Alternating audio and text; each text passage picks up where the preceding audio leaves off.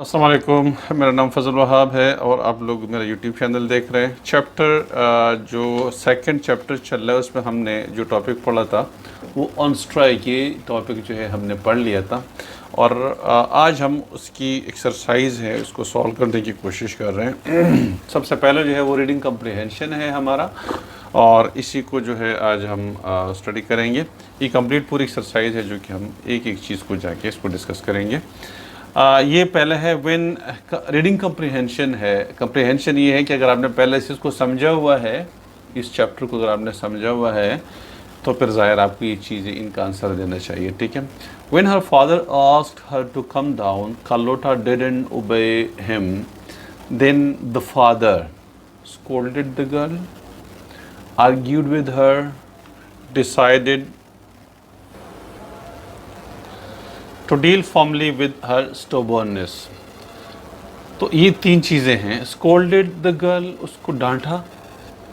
Number 2, argue with her, उसके साथ reasoning की, मतलब उसके साथ बहस की, आर्ग्यूड करना, ठीक है। या उसने डिसाइड किया कि उसकी जो ये स्टोबरनेस है, ठीक है ना, इसको ज़्यादा सख्ती से डील करना चाहिए। क्या किया? ओके बेटा, थर्ड नंबर सी आंसर आ रहा है, ठीक है। Decided to deal formally with her stubbornness, ठीक है।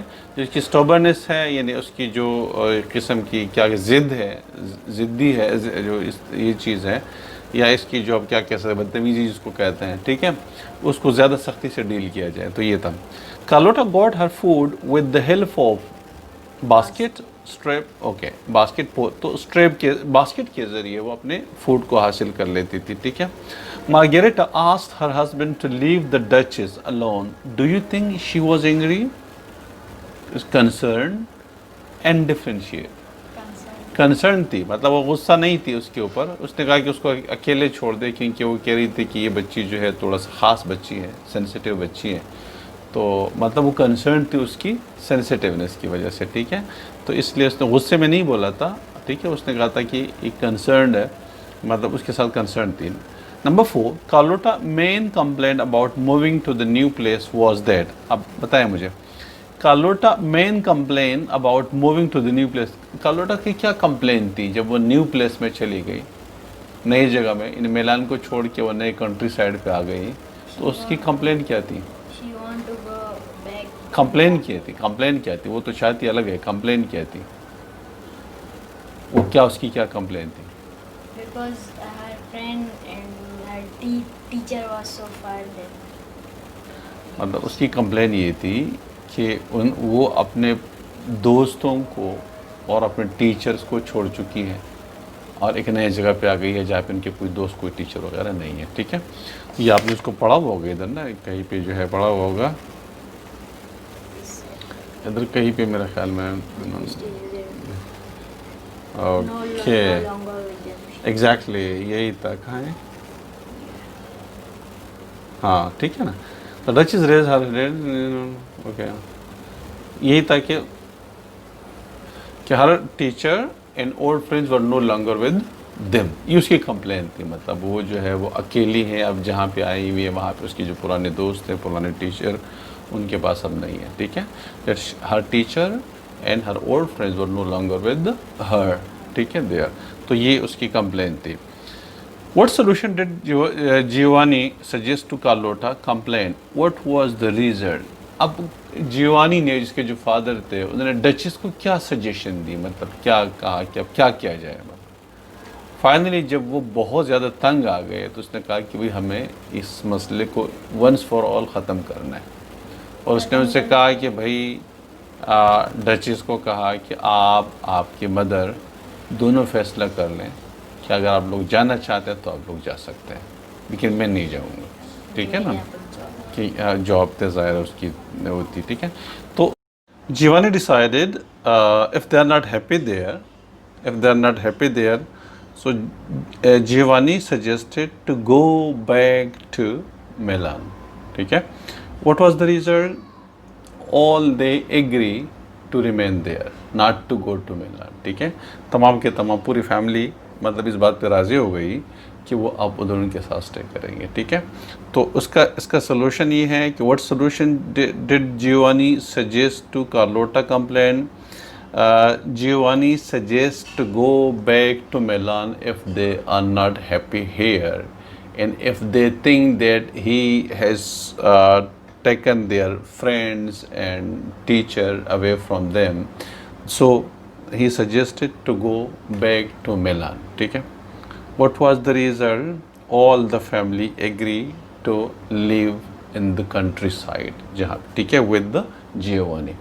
तो ये इसका आंसर है, ठीक है। क्वेश्चन नंबर 6 है, cite 3 instances to prove that Albertino was an affectionate, obedient and sensible boy.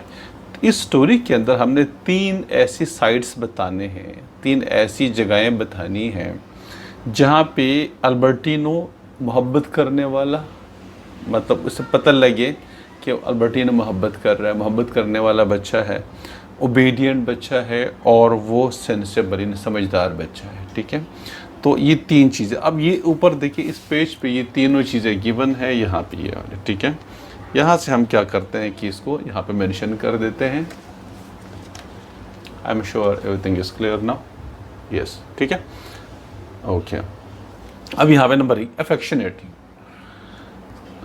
बताइए अफेक्शनेट कहाँ पे, इस स्टोरी में कहाँ पे हम ये अंदाज़ा लगा सकते हैं कि जो अल्बर्टिनो है वो एक मोहब्बत करने वाला बच्चा है। When his sister staying on the tree or perching on the tree, ठीक है, he was taking food in the basket for her, food and water in the basket for her, ठीक है। वरना वो क्या कह सकता था कि भाई मतलब मुझे क्या तकलीफ है कि मैं उनके लिए खुराक लेके जाऊँ, किसने कहा कि तुम दरख्त पे चढ़ के बैठ जाओ और ज़िद करो, नीचे आ जाओ, तुम्हें क्या प्रॉब्लम है, अगर आपको भूख लगी है तो लगी रहने दे, मैं क्यों लेकर आऊँ, आपके लिए नीचे क्यों नहीं आती, ठीक है। तो वो ज़िद कर रही थी, भाई ज़िद क्यों कर रही है, तो ये कह सकता था, लेकिन उसने कहा, वो फिर भी उनसे मोहब्बत करता था, और उनके लिए वो जब उसको वो इशारा करती थी ना वो मिरर से, ठीक है, तो जब वो हैंड्स देती थी कि भाई मुझे भूख लगी है, जब भी कुछ कहना होता था तो उनके लिए बास्केट में फूड डाल के, पानी डाल के उसके लिए लेके जाया करता था, ठीक है। So that shows that he was an affectionate boy, ठीक है। नंबर 1 चीज़। Number 2 obedient.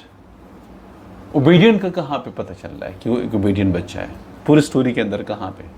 When his father sent to when his father stopped him from taking food for her in the basket, he obeyed his order, ठीक है। जब उसके बाप ने उनसे कहा कि भाई अब नो मोर फूड उसके लिए, अब आप खुराक लेके नहीं जाएंगे, तो उसने फ़ौरन हुक्म मान लिया, वरना जिद कर सकता था कि भाई उसको भूख लगी है, मैं क्यों नहीं लेके जाऊँ, मैं उसका भाई हूँ, ठीक है। लेकिन उसने फ़ौरन उनके ऑर्डर को फॉलो किया और वो खुराक नहीं लेके गए, स्टॉप हो गए, ठीक है।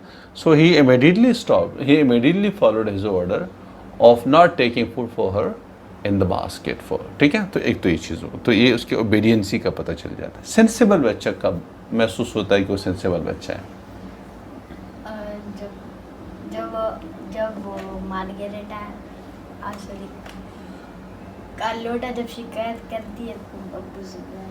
बेटा ये ऐसा होता है कि जब कार्लोटा शिकायत करती है और बहुत तंग करती है अपने वालिद को, तो फिर आखिरकार वो डिसाइड कर लेता है कि भाई अब आप लोगों की मर्ज़ी है, अगर आप लोग जाना चाहते हैं तो वो डचेस से भी पूछता है, डचेस के मदर से भी पूछता है, और आखिर में फिर अब अल्बर्टिनो से पूछता है कि what about you, would you like to go back to Milan?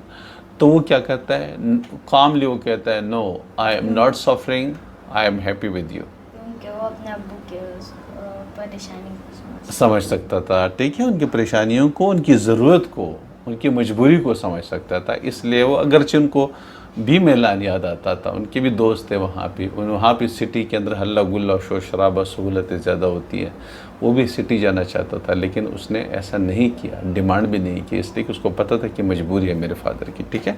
तो ये उनकी सेंसिबिलिटी को जाहिर कर लेता है, ठीक है।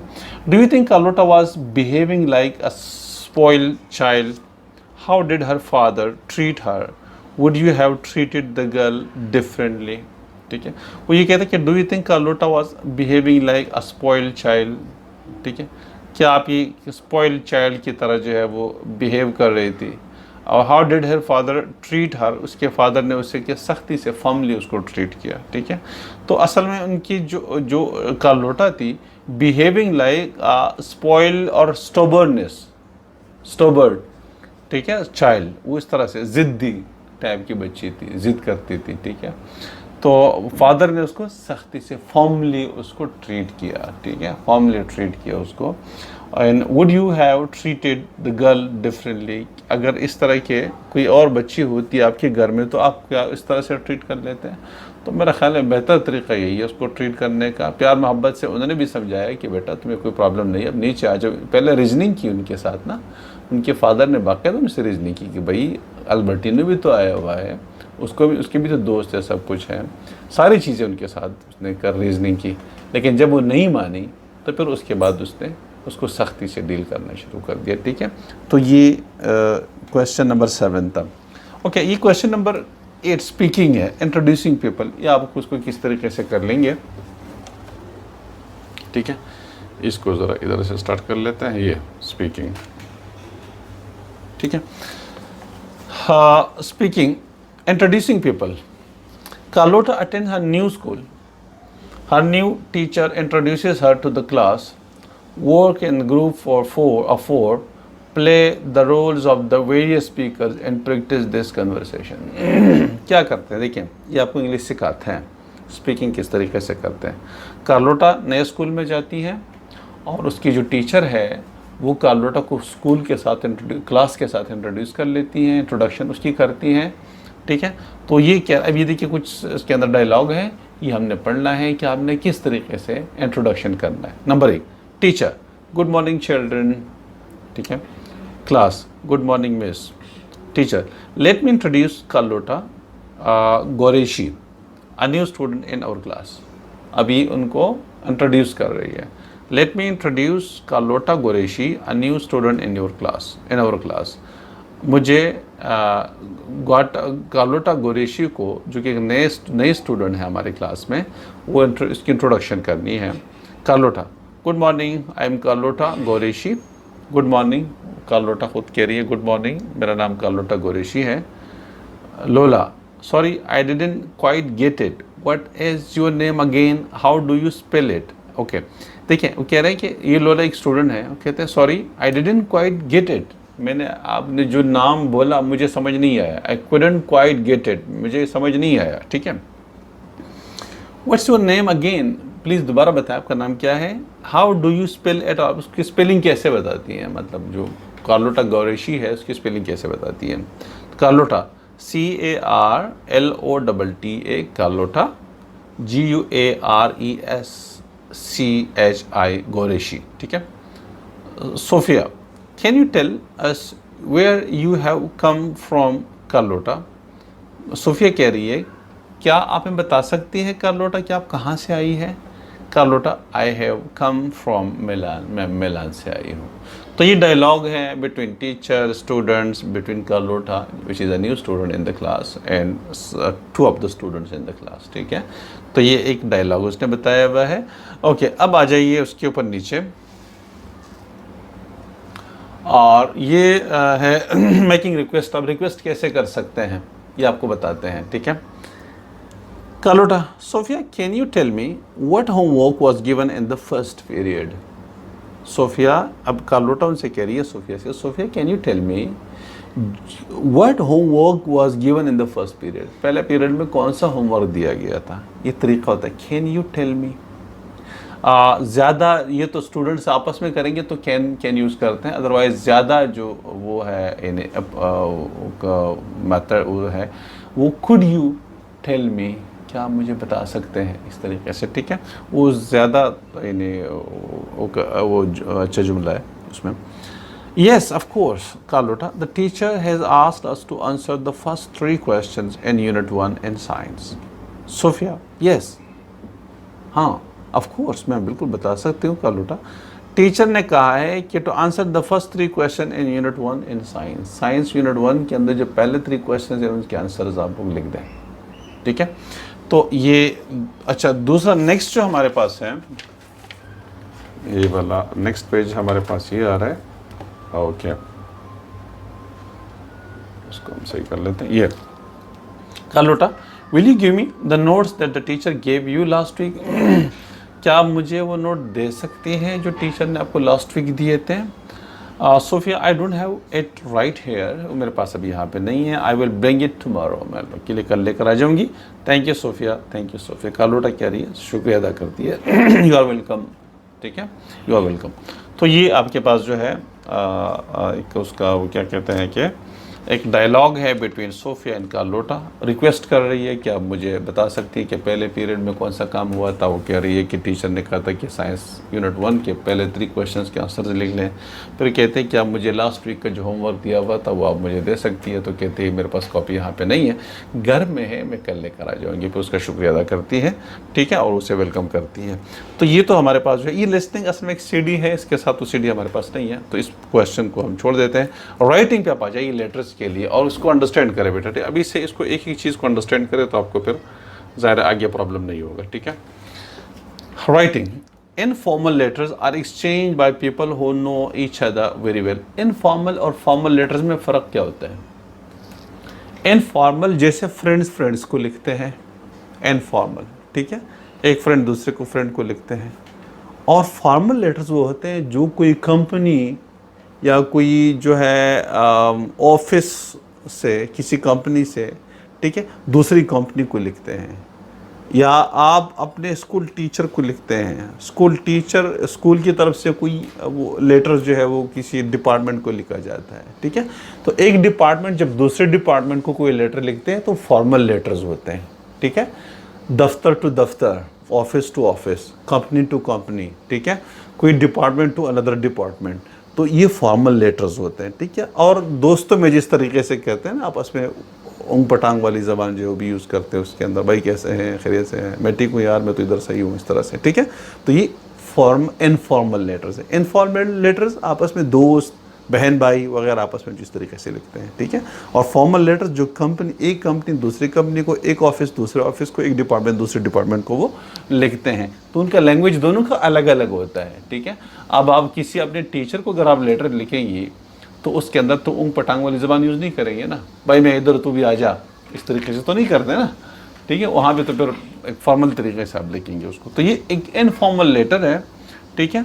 और जो कार्लोटा है वो अपने दोस्त गेना को जो है वो लिखती हैं अपने कंट्री साइड से, जो वो रहती हैं वहाँ पे मिलान के अंदर, गेना उसको लेटर लिखती है। डियर गेना, ये पहले देखिए लेटर का तरीका क्या होता है।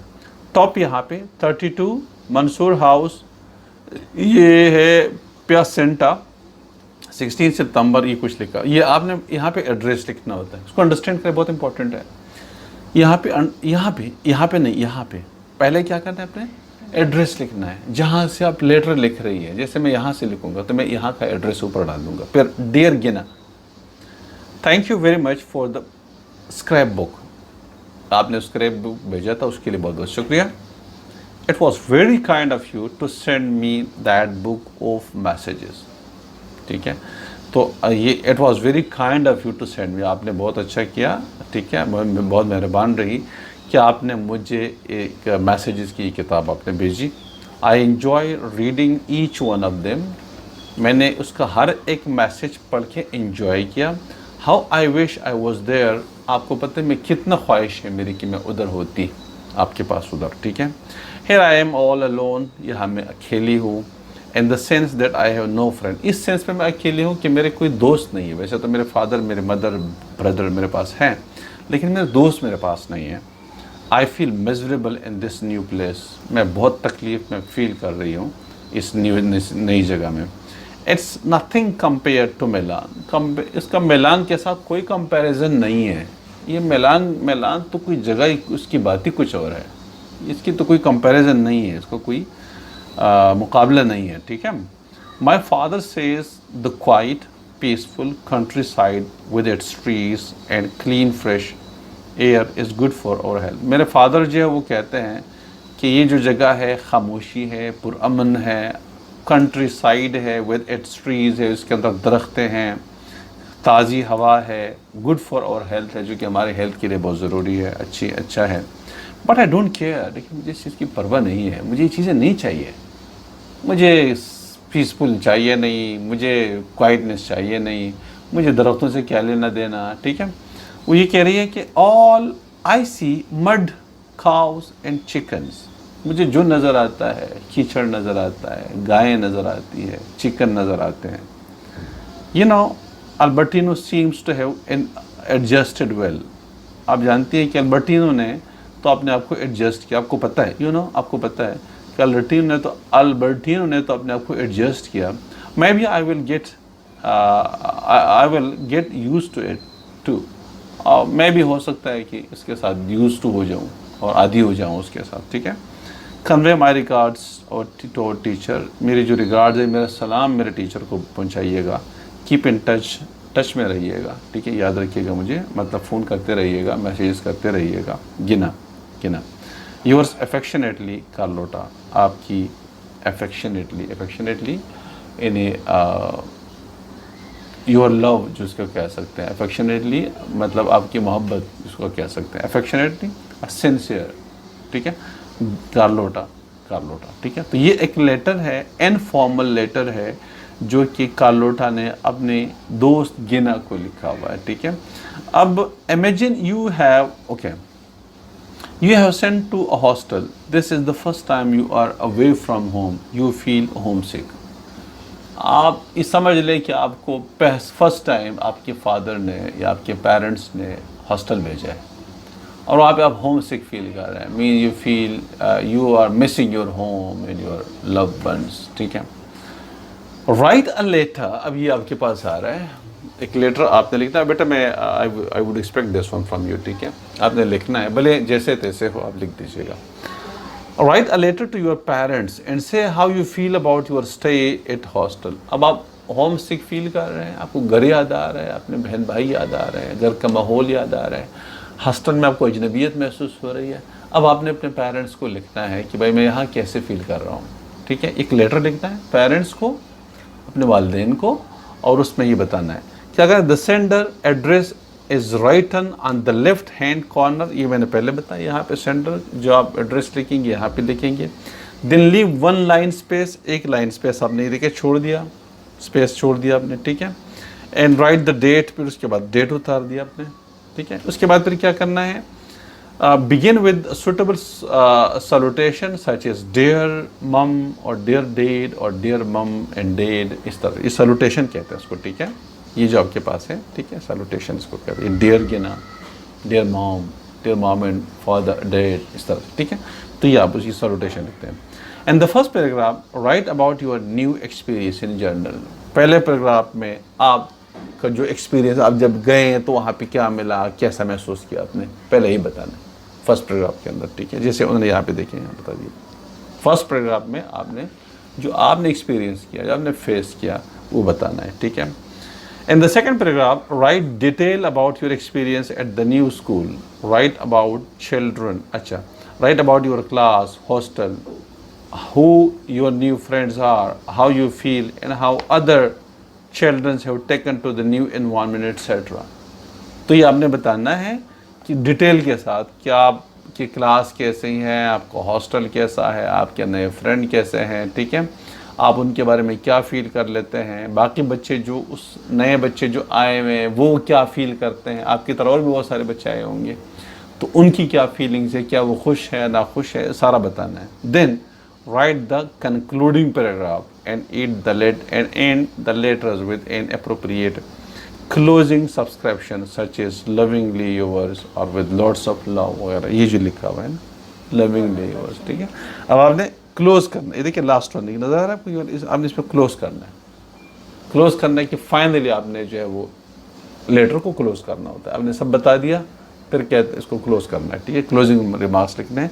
उसके बाद आपने फिर ये पैराग्राफ के एंड में जाके अप्रोप्रिएट क्लोजिंग सब्सक्रिप्शन कहते हैं उसको, ठीक है, ये क्लोजिंग सब्सक्रिप्शन आपके पास आ जाएगी, ये लिखना है, और उसके बाद साइन योर नेम आपके पास कार्लोटा जी मोहम्मद वक़ास ने लिख दिया, ठीक है।